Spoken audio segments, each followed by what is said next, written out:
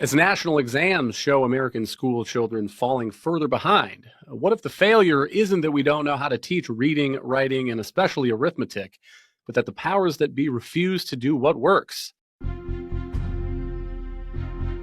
From the opinion pages of the Wall Street Journal, this is Potomac Watch. That's the argument of our special guest today. Welcome, I'm Kyle Peterson with the Wall Street Journal. We're delighted to be joined by Roland Fryer, a professor of economics at Harvard, a founder of Equal Opportunity Ventures, and a WSJ contributor, among other distinguished hats that he wears. Our topic today is his latest column in the journal under the headline, The Economics of Education Reform. It was well-timed, posted right as the latest national standardized tests showed that last year, 45% of 12th graders performed below basic in math, 32% were below basic in reading. And remember, these are 12th graders, seniors, preparing to go out into the world of college or the workplace. But here is what you write, Professor Fryer, quote, "The nation is facing the largest educational crisis in a generation, and that isn't even the real tragedy. The tragedy is that we already know what works," unquote. So welcome, and to begin, what gives you the confidence to say that, and what has your research shown? Yeah, well, first, thanks for having me. And what gives me the confidence is we ran a couple of experiments in places like Houston, Texas, and Denver, Colorado, for multiple years, and we saw that when you put very common sense ideas into practice, you can actually dramatically increase achievement in a short amount of time. I mean, we took the worst schools in Houston, for example, in conjunction with Terry Greer, who was the superintendent at the time and a phenomenal leader. We took the worst 20 schools in Houston and made them above average in 3 years. And so that's the frustrating part, is that when you see students of any background languishing in schools that where it's commonplace for many of them to be testing below basic, that we allow it to happen, that there are solutions out there and we just don't, have the courage to implement them. And digging into that research a little bit, so I gather it's based on what you call the 5 tenets that were educational strategies gathered from successful charter schools in New York. Talk a little bit about what it is that works. Yeah. Well, let me give a little bit of background, because we all know there are charter schools and some public schools out there that are doing phenomenal things for kids who are in very challenging circumstances. And we see these one-off artisans, Eva Moskowitz in New York, Jeff Canada in the Harlem Children's Zone, and the list goes on and on. However, the average charter school is no better than the average public school. And so you can do the intuition right away. If there are great ones, there must be bad ones if the average is 0. And so what we wanted to understand in the beginning was what makes some charter schools exceptional and other charter schools to be very poor performing. And so we went into New York and we followed charter school leaders around, some that were effective, some that weren't. And what we did was we boiled down 5 factors that explain 50% of the reason that effective charters are as effective as they are, right? And those are time on task, longer days, longer years. That's number 1. Number 2 is how they provide feedback to their teachers. And so in schools that were ineffective, like the middle school I went to, you'd give a teacher feedback once a year, and that'd be the only class you would actually teach, or he would actually teach with gusto. And half the kids would fail, and you say, well, try again next year. The really effective schools gave teachers feedback more than once a month on very, very specific things to affect their pedagogy. One of the third was high dosage tutoring, having kids in groups of 6 or less, 4 or more days per year. Another one was high expectations, a culture of high expectations. So ensuring that people understood that kids come with challenges of all shapes and sizes and colors and parts of the country. The question is, what do teachers believe they can ask of students, even though they're coming with these challenges? So the schools that we saw be really effective understood that poverty was an issue. They understood that 88% of their households were going to be female, single female-headed households. They still said, you know what, we are going to try to make up for that in the time that we actually have the students. And so that gives you a sense of what the tenets actually were. And they're very different than how we typically think about school reform, which is lower class sizes, more master's degrees for teachers. This really gets into the inner workings of how schools operate. So some of your interventions in Houston, then following those tenets, you write about lengthening the school year by 20%, bringing in hundreds of tutors, replacing many of the principals and staff, retraining others, setting those high expectations. And you write that one of the big differences was elementary school math students gained the equivalent of 4 extra months of learning a year. Less progress given those interventions on reading. Talk about a little bit about the magnitude of that difference in math and why math and reading, children maybe process that differently. Yeah. Well, the magnitudes really were surprising. They were so surprising, in fact, that the research assistant who gave me the first results, I laughed at him and said, "This is impossible. I've never seen results this size." And I went home and I took 3 days and I just holed up and did all the analysis myself. And what he did wasn't perfect, but it wasn't enough to explain the large results. So that was incredible. And so, yes, you're right, 4 months extra. So it's the equivalent of a student getting a good school and going to school for 9 months, and at school getting an excellent school with these tenets I just described, and going to school for 13 months, right? And it's almost 1.5 times as effective to be in those schools. And just imagine it this way: the racial achievement gap amongst fourth graders in America is roughly, about 9 months of school or 8 months of school. And so in 2 years, we could close the racial achievement gap, something that people have conjectured is impossible at that kind of scale, that we can see it in these artisan pockets, but could you really do it in a traditional public school where parents aren't signing pledges, where you don't have any selection of who goes into the school? These are traditional, regular old public schools. In middle school, the results were double. And I remember there was a school reformer, I won't mention their name, but they said to me, when I said we're going to take on middle schools, they said, "Roland, if you can get results in middle school, we'll bronze you."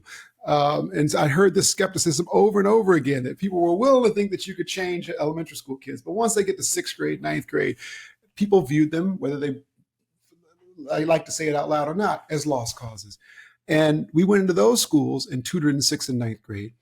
And those students made up literally 8 months within 9 months. So it was like going to school was twice as effective once you actually added in these 5 tenets. And again, that's enough to close the racial achievement gap in 2 years.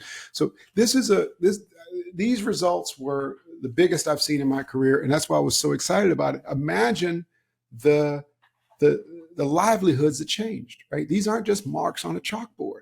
Right. One of the things I didn't publish in the piece was that in the 3 years of the experiment, every single student in those high schools was admitted to a 2 or 4 year school to continue their education after high school. Right. So I think these kinds of effects are life changing. Now, on reading, as you mentioned, we didn't do nearly as well. The results were modest in elementary school and statistically zero in secondary school, in the middle and high schools. And I have stayed awake at night thinking about why we got such great results in math and such mediocre or poor results in reading. And look, I can speculate, but the answer is I don't really know. And some of the speculation is, well, you have to go younger to really affect reading, and it's hard to affect it later. I'm skeptical of that for a particular reason we'll get to. Other people say, well, Roland, look, the language spoken in the whole home can counteract the kinds of things you're trying to teach in school, right? For math, you learn that the square root of 16 is 4. And when you go home, someone doesn't say it's 3. And so that there's no friction there. Whereas if you're not using a particular form of English at home, that can interact with what you're actually learning in school. I think another theory is part of the ways that you increase reading comprehension skills is to just read a lot of books. And other experiments we've done in financial incentives in places like Dallas, we gave kids incentives to read books, and their test scores in reading really went up quite a lot. And so I think, if you're not reading more books in the home and you're not, and the experiment didn't really foster loads and loads of reading, then that could be the effect. I don't really know. What I do understand is that is the thing we need to solve for. One last little piece. After the experiment ended in Houston, I was so frustrated with the reading results that we started a new experiment in New York City in 30 middle schools where we just tutored in reading. And interestingly, we got pretty good results when we tutored in reading. So part of the issue could be that our tutoring was only in math.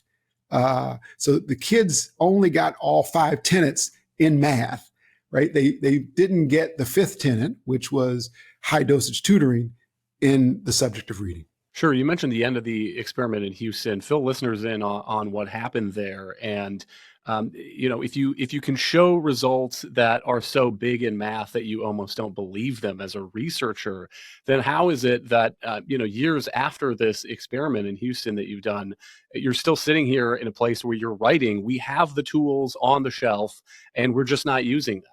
Yeah. This is the most frustrating, in my 22 years or so at Harvard, this is the most frustrated I've ever been as an academic, is to see things work, to have families reach out and talk about how the experiment changed their lives. One semester, I walked into the first day of class, and there's a class full of, 150 students. And a student walked up and stuck out their hand to give me a handshake, and I shook their hand, and they just looked at me and said, "I'm from one of the Apollo schools," which was the name of the experiment in Houston. And man, tears just welled up in my eyes. I don't know if Apollo is the reason that student is there, but they went through the program. They were an undergraduate at Harvard, and that to me was special. So to have all of that, and then let the adult politics get in the way of these kids' futures, the same kids who we all say we're trying to help, and if I knew anything that would work, I would do it. The adults got in the way, plain and simple. And what happened is that some constituents in the more affluent schools were upset that the resources were going to schools where the kids were more likely to be lower income or poor students. And they thought that was rewarding failure, their language, not mine. And so when we got them from awful to above average, the idea was, hey, let's just take that money and put it back to schools that are still suffering. Well, of course, that doesn't make sense if you don't have a feeder pattern, right? Let me explain that. If you have schools where kids are going to be from K through 12, even though they're switching schools from middle and high school, but there's a feeder pattern that connects, a through line that connects K through 12. Then you can have an experiment like this and then potentially remove it from the middle and secondary schools because the students that are coming up through this feeder pattern are all caught up, right? If you're reading at grade level, it's easier to keep you at grade level than it is to get a student who may come into the 6th grade reading at the 2nd grade level, and you have to work heroics. So what these teachers and principals did in the Apollo schools was heroic. It was phenomenal. But the issue in Houston was that because we didn't have that feeder pattern, every year, our 6th grade teachers in places like Key Middle School or Fondren Middle School, and our 9th grade teachers in places like Lee High School and Kashmir High School were going to get students coming in from other places in the district that were multiple years behind. And whenever you have that, you need this type of intense intervention. So even though the schools were above average, the inputs going into those schools year after year were not.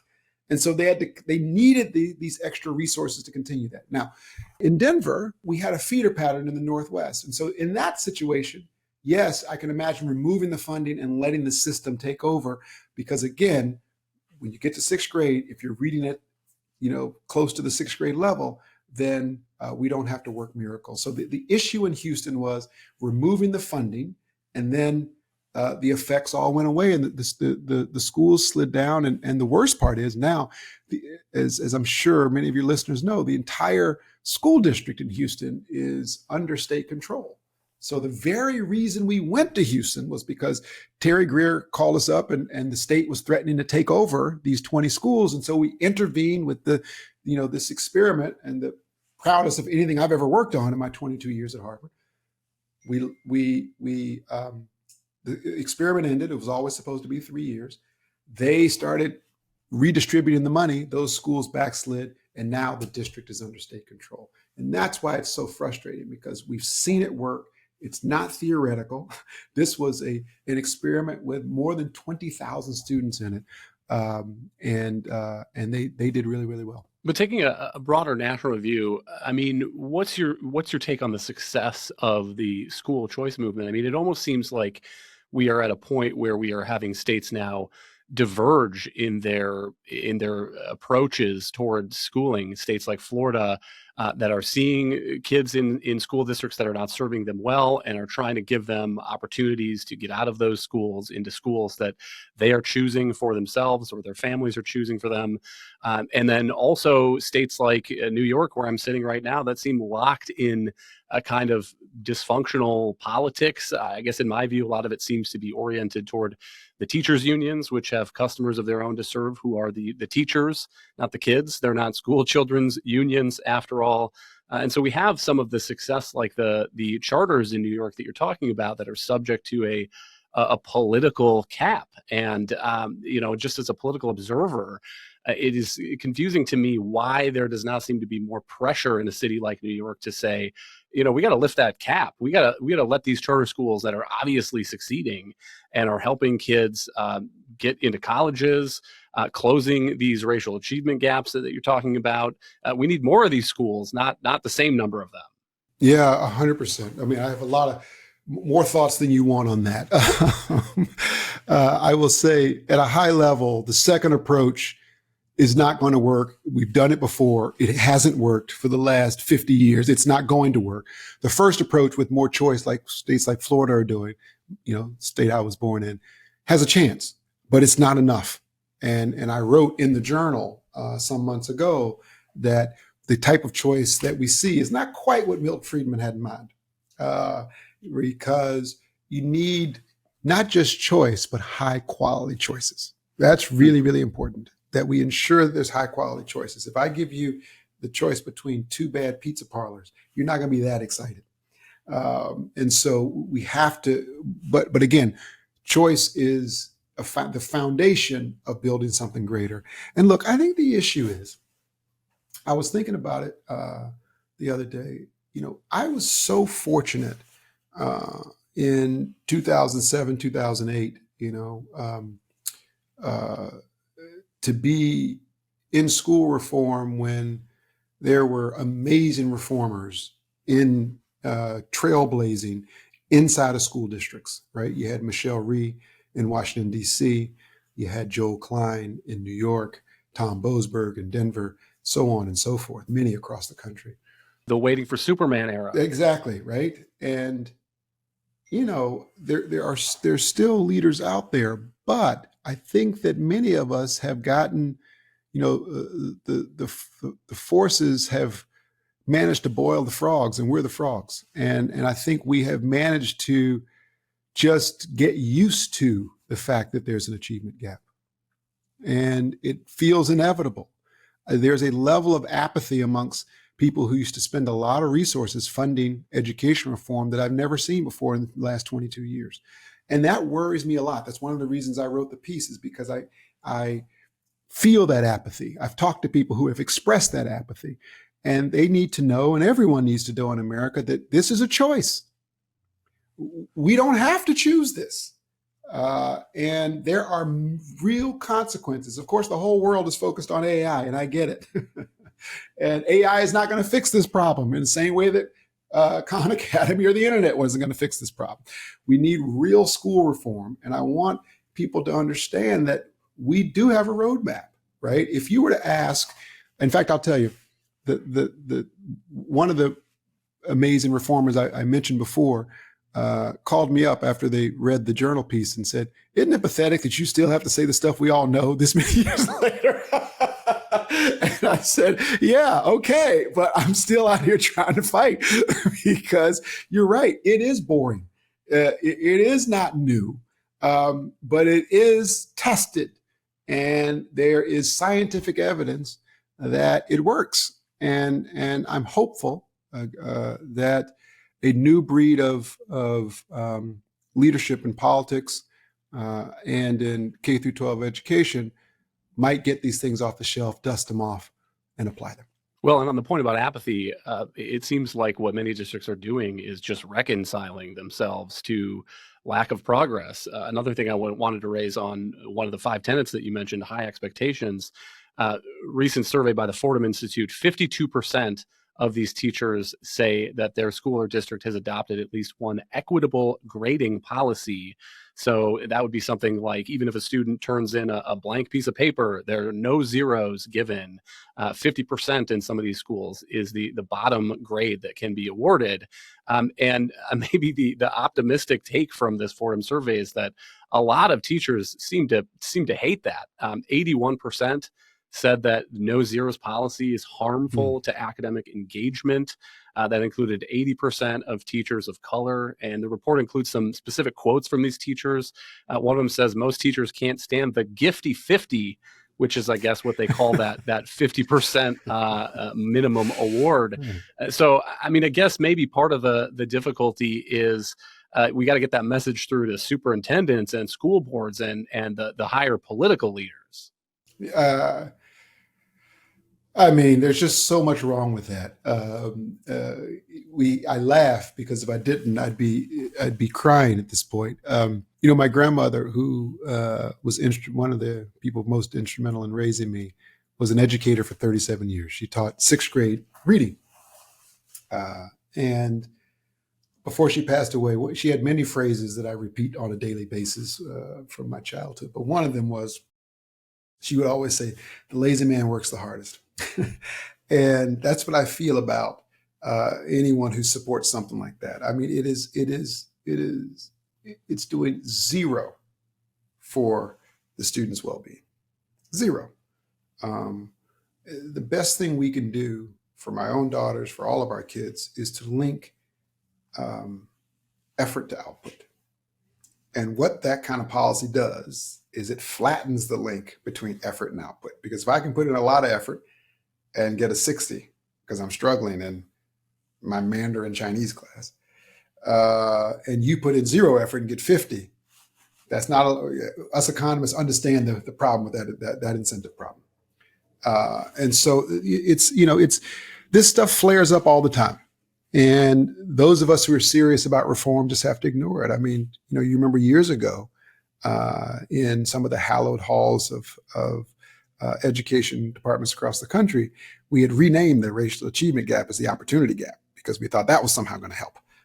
It doesn't matter what you call it. Kids know the difference between real earned achievement and the gifty 50. And we're doing nothing but trying to paint over the disadvantage that we're imparting on them by not doing what we know works. And so we got to get serious. I mean, we all know that the most important factor when it comes to economic mobility in America, and economic mobility to me goes to the very fabric of what it means to be American, is education. Number one, right? So this is not just about test scores. I want to make sure we say that too. People say, "Oh, test scores don't," this and okay. Say what you want. These test scores are related to likelihoods of being incarcerated, whether or not you're on government assistance when you're 40, income later, whether or not you own a home, whether or not you have savings. I could go on and on. Education is highly correlated with many economic and social factors that we all can agree are really important. And so we're doing ourselves, our country, and most importantly, these students a disservice. You don't get fourth grade back. And so, there's no better time to get these things off the shelf than now. You've also done some research, and you mentioned this a bit ago, on financial incentives for students, a couple bucks, $6 for completing an assignment or reading a book. Why hasn't that caught on? I mean, given that some of these public school districts are spending, $20,000 per year per pupil, I can't imagine it is the money. Is it a more of a feeling that it isn't good character to pay for homework? Okay, but even I understand that better, right? This one I don't understand because it is bread and butter, getting teachers to be more effective, having students to be in school longer, providing more support through tutoring, using data to drive instruction. That's meat and potatoes, right? And yes, when I was 28, 29 years old, I had a newly minted PhD economist, I thought education reform was easy, just change the incentives. Okay. And we went out and we paid students, we paid teachers, we paid principals, we paid parents sometimes in different experiments, trying to both increase and align incentives for those who were responsible for the achievement of students. What we found was that incentives are really, really powerful. But they're not, the results aren't close to the results I described from the 5 tenets of effective schools. Okay. However, they're really, really cost effective, right? So take Dallas, for example. In Dallas, we increased reading achievement by 3 months of school. Okay. And it cost us $30 per kid, right? $30 per kid for 3 more additional months of schooling is the best bargain you could. Costco don't sell better than that. You can't get any better than that. But the reason I stopped was because it wasn't being adopted. People told me, look, Roland, we know it's really, really effective, but we can't do the incentives. This is a deep cut for you. This is a little known fact, that there actually were 6 tenets. It was incentives was the 6th tenet, but the school board agreed to everything else, but not the incentives because it was too controversial. Interesting. And so I think in the fullness of time, that was 2007 when we started those experiments. Now, people call me starting companies. Incentive programs are out there. The reason I stopped was not just the controversy. Obviously, I don't care about that, but it was because it didn't hold the power in the forms I had experimented with to truly close the achievement gap. And yet, when I saw Eva Moskowitz and Jeff Canada and some other schools, it's not just charter schools. Riverside Elementary School in Richmond, Virginia is one of the best schools I'd ever seen, traditional public schools. And when I talked to all of those people, they seem to be doing very similar basic blocking and tackling in schools. And if you looked at their data, they were closing the racial achievement gap. And I thought, look, right, if we can do that anywhere from the suburbs to the sagebrush. Right? We can do this for all students, okay? And if that's on the table, why would you want to experiment with things that are cost effective? Yes, but not going to truly solve the problem, right? And so that's why I went after this. And look, I think that, the incentives, some believe they're controversial. I get it. I would still do them if I were czar of education. No one's offered that, but if I were, I would do them. But the real crime, as I said in the piece, is that these other reforms have the power to fundamentally change America, and we don't care enough. One last question. Some listeners may be wondering, what is it about the tools of economics in particular that allow themselves to be brought to bear on these kinds of questions? You've been writing a series for the journal, The Economics of Blank, fill in the blank, everything from NFL running backs to the economics of DIY home projects. Aside from your interest in schooling, you've done some prominent research, for example, on police use of force. So what does economics have to say about all these questions? And you get any pushback from your colleagues in the education department or the criminology department who wish all these economists would go back to the jobs numbers and quit roving the intellectual landscape? How about we switch? How about they do job numbers? Look, it is when I think of the economics of something like school reform, I really mean it's focusing on incentives, where the incentives are pointing. It means focusing on rationality and believing that people are, to a large degree, rational and do things in their own self-interest. And those things alone lead you to a set of solutions that might be different than without those assumptions. My life was really turned around when I walked into Ryan Amacher's class in, I don't know, must have been 1996 or 7 at this point. And I didn't mean to be an economics major. I didn't mean to go to get a PhD in economics. I always thought sociology or philosophy I was having, but I couldn't really understand. It wasn't, it was too complex in some sense. And then I walked into economics, and the first thing this professor said was people are self-interested and maximize their own happiness. And I thought, whoa, that explains a lot. And really learned that these tools could be used for anything from healthcare to developing nations to the basic supply and demand and jobs numbers that we know, but also crime, politics, education. And it's in those office hours with that professor talking about everything from government benefits to education that I realized this is the economics of is a way of thinking. And I believe that after many years of a hiatus in America, that my fellow Americans are more interested than ever in rational solutions to some of our bigger problems. We've had a lot of shouting from different places. And I don't know, maybe it's pure optimism, but I've got this tingling in the back of my neck that that people are hungry for solutions. And so that's why I decided to write this column, The Economics of, as you call it, blank, who knows what's next. And because it's a way to focus on solutions to some of our big problems in America. Thank you very much, Professor Roland Fryer. Thank you all for listening. You can email us at pwpodcast@wsj.com. If you like the show, please hit that subscribe button. And we'll be back tomorrow with another edition of Potomac Watch.